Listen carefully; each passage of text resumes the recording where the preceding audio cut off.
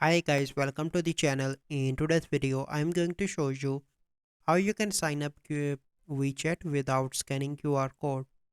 So the first step you simply need to do is to open WeChat. So let me open. Once you open, click on login, and here you need to click on more options. Click on help center.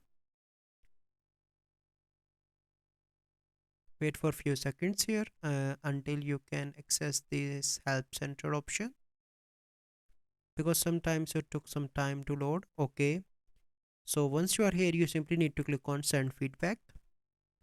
Here you need to select your platform. So I am on Android. Here you need to select your region.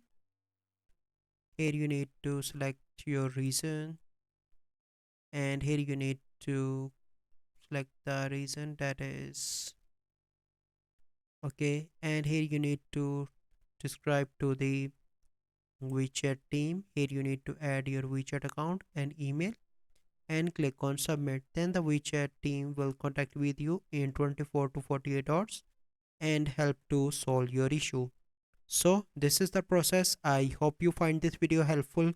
If you find this video helpful, must like this video, subscribe to our YouTube channel for future videos. We'll see you in the next video. Thank you. Have a good day.